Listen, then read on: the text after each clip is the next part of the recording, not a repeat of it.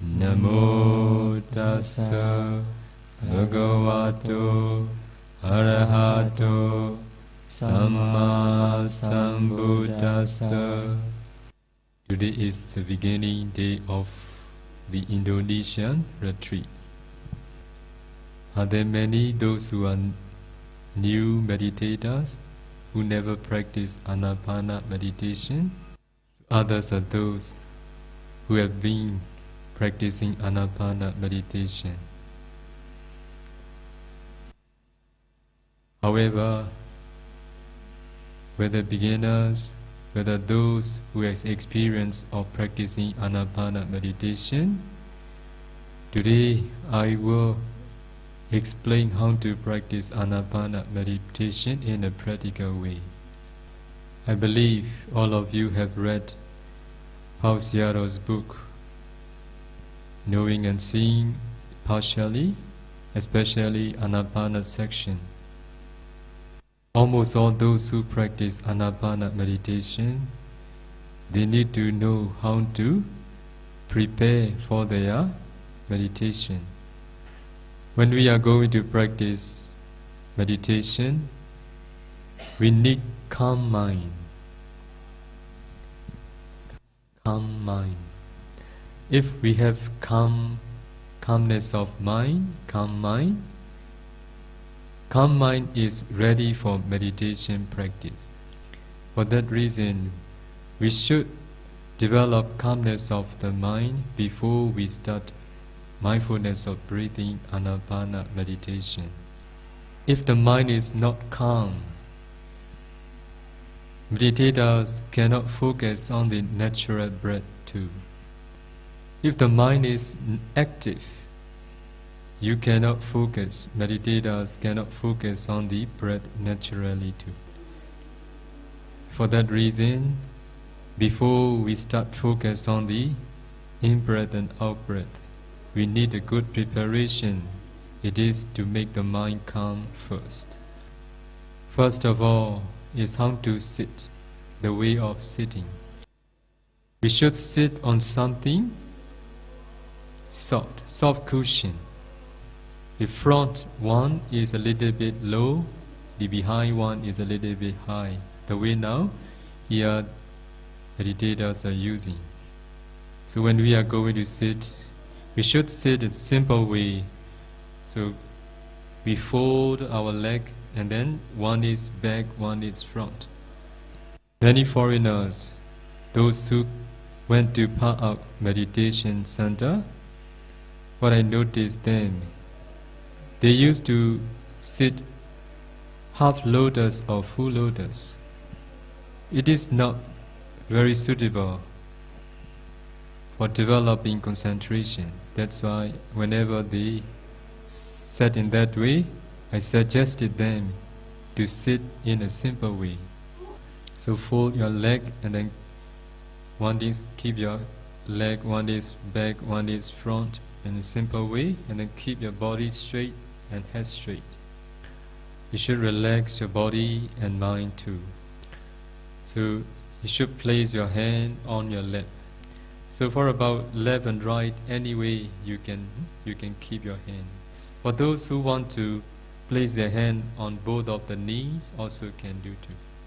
In the long run, placing the hand on the lap, it is better. However, along the way you are developing concentration, sometimes you can use either one or another. So when we sit down comfortably, keeping our body and head straight, relaxing our body and mind, if the mind is already calm, you can start focus on the in-breath and out-breath. If you notice your mind is not calm, you should develop calmness of the mind first. How to develop calmness of the mind? It is to radiate metta towards oneself first. So sit down comfortably, keeping your body and head straight, and then pay attention oneself. I believe you all want to be well and happy. Do you want to be well and happy? Yes.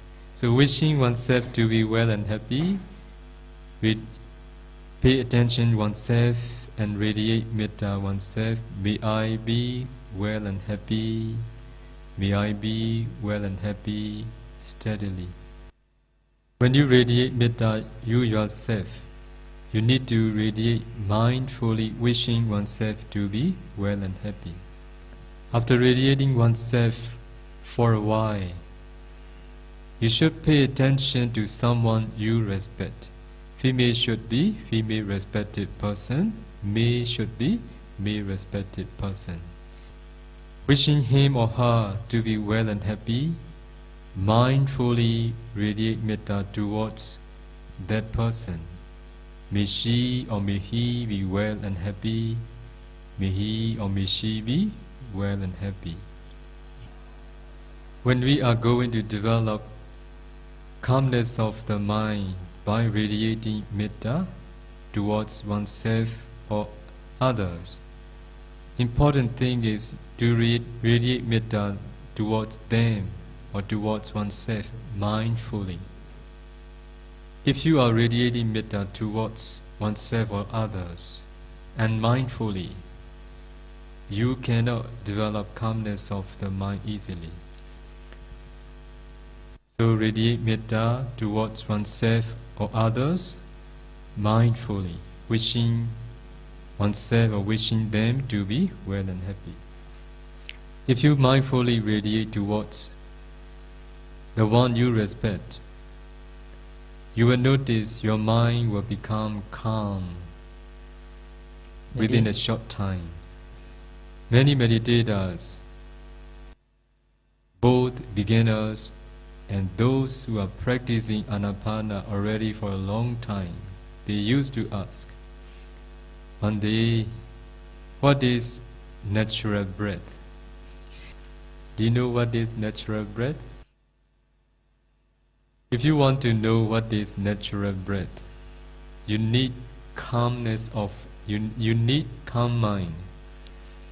After radiating metta towards respected person mindfully,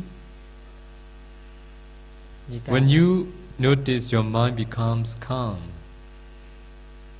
When the mind is calm, your breathing becomes natural. So many meditators used to ask, how long do I need to radiate metta towards respected person? You need to radiate metta until you notice your mind becomes calm. How long do you need to take time is not easy to say for everybody.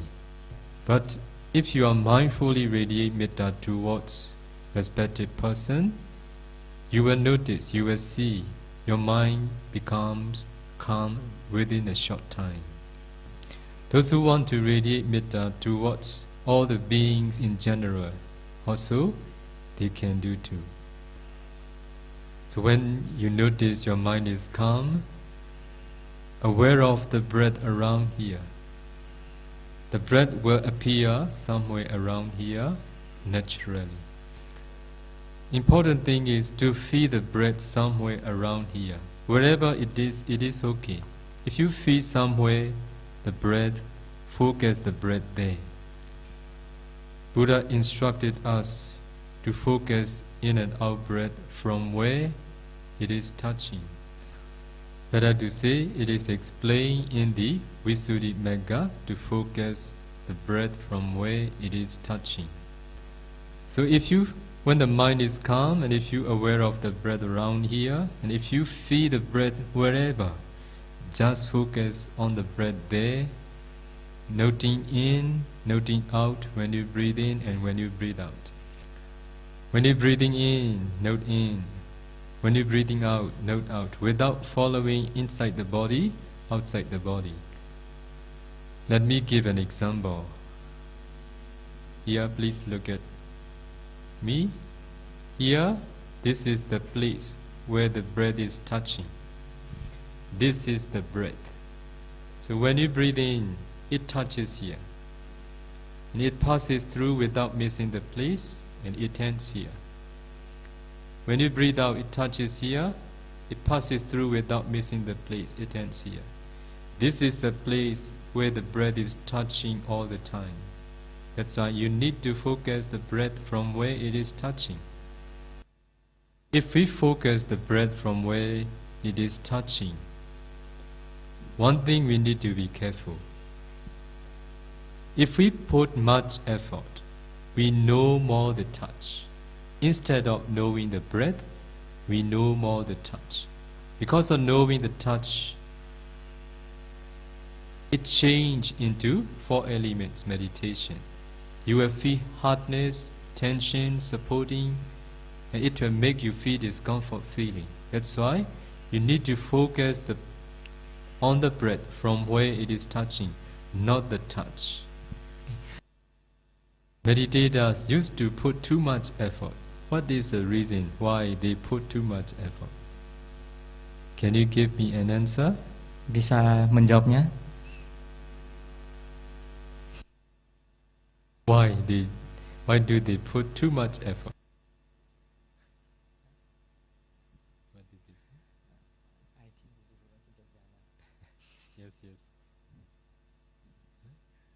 Yes, because they want to attain jhana concentration. I will explain all of you. We humans are intelligent. We humans expect something, whatever we do. We want to be successful in whatever we do. Because of this reason, we become greedy. Because we want to be successful in our practice. For that reason, sometimes unknowingly, we put much effort because of our habit. I told all of you, this is our habit. Why? When we do worldly things, if we want to finish within a short time, how do? We put much effort. We spend more time. We want to finish quickly. But in the Dhamma, in the meditation practice, we can't do this way at all. Also, many meditators, because of practicing meditation, by focusing on the breath, for a certain period, many meditators, they encounter discomfort. They feel unpleasant feeling in their body, in their mind. What is the reason? Because of putting much effort. Meditation practice is for sukha, not for dukkha. If you experience dukkha along the way you are practicing, for sure, the way you are making an effort is not proper. Almost all the problem occurred because of putting much effort. For that reason, I always suggested for the beginners and those who don't know how to develop calmness of the mind and those who don't know what is a natural breath, to radiate metta towards oneself and others. It is a good preparation to start. Before you start Ānāpāna meditation is to radiate metta. So every beginning of the sitting, good thing to do is to develop calmness of the mind by radiating metta towards oneself and others mindfully. So for the beginner, this instruction or this suggestion or explanation is good enough for them. How to start their Ānāpāna meditation. For those who had an intention to focus on the long and short breath, I need to suggest when to do. Only when you can focus on the in and out breath, maybe for 30 minutes or 40 minutes at a time. If you want to change long and short breath method, you can change. Before you can focus on the breath, in and out breath, well, you should not focus on the long and short breath. Actually, whether we focus on the long and short breath, on the long breath or short breath, Our breathing is changing all the time. Short breath to long breath to short breath. Only because meditators could not focus on the in and out breath simply for 30 minutes or 40 minutes, we don't instruct meditators to change focusing long and short breath. That's why for the beginner or those who could not focus well on the breath longer time, please don't think to focus on the long and short breath. Are there any meditators who are focusing on the long and short breath? Not yet, Bande, because we haven't practiced.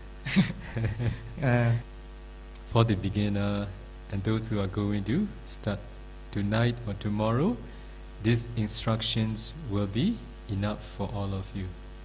So instead of explaining furthermore about how to practice Ānāpāna meditation, I want all of you know what is the purpose of practicing meditation. Meditation practice is simply to say training of the mind. As you all know, when you are going to practice Ānāpāna meditation by focusing on one object from one place, how difficult to be with that object for a long time, even for 5 minutes continuously. When we are going to practice meditation by focusing an object, our mind wanders, taking this, taking that object again and again. How do you think such state of mind is beneficial for you, or such state of mind is dangerous for you? Jadi ada, maybe you may not give an answer. I need to say some more. Buddha said, untrained mind, I see no other single things which is as dangerous as untrained mind. What did the Buddha said? I see no other single thing which is as dangerous as untrained mind. Buddha also continue, I see no other single thing which is as beneficial as trained mind. Because of encountering difficulty along the way you practice meditation, many meditators want to give up. But do remember the words of the Buddha. Buddha said, difficult to do is what is really beneficial for oneself. Easy to do is what is not really beneficial for oneself. What did the Buddha say? What is difficult? Difficult to do is what is really beneficial for oneself. Easy to do is what is not really beneficial for oneself. How easy watching television is.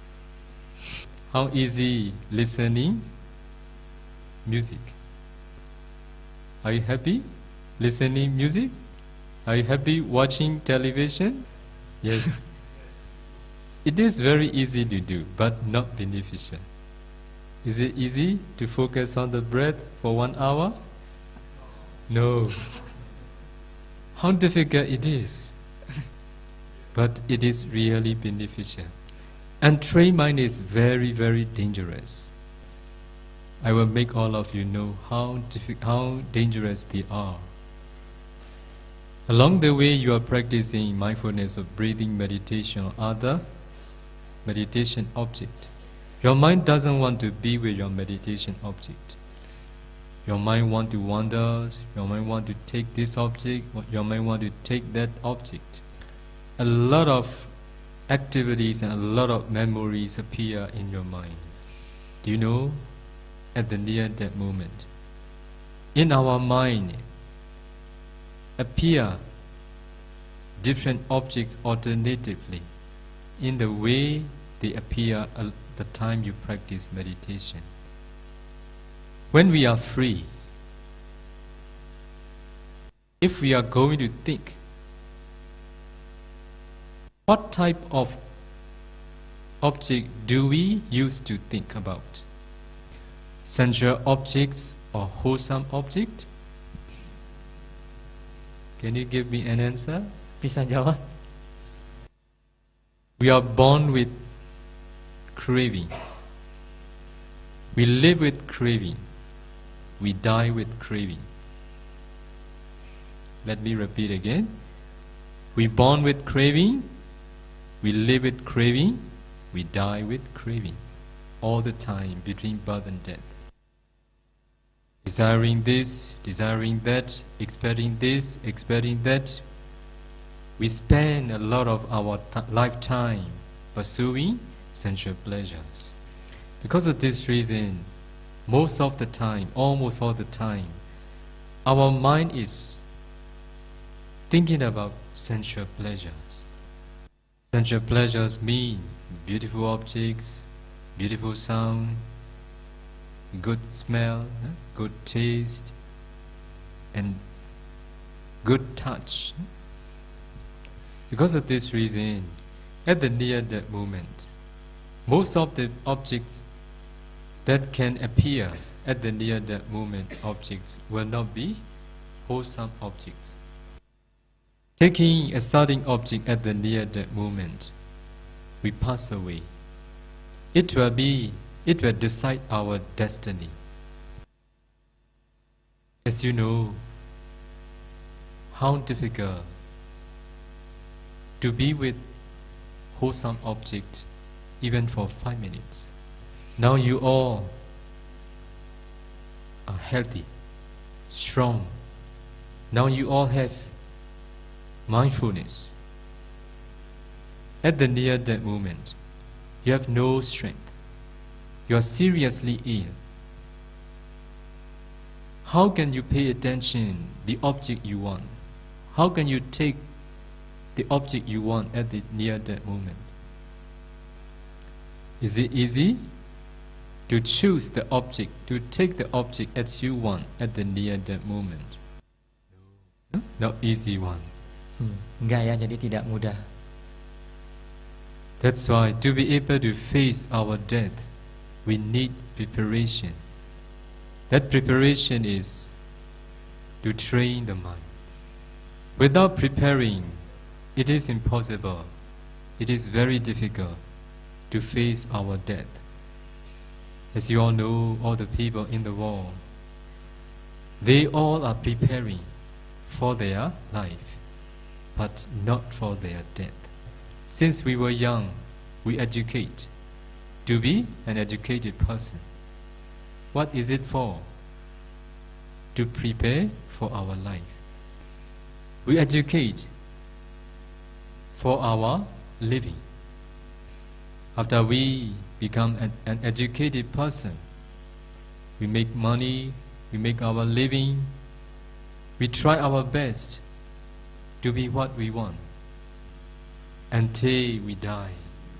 We spend a lot of our lifetime until we die, just by doing, just by preparing for our life. How do you think? Are there many those who are preparing for their death? Very, very few.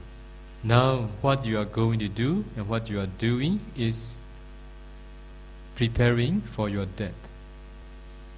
Just by practicing for a short time and by stopping for a long time, it is not easy to have trained mind.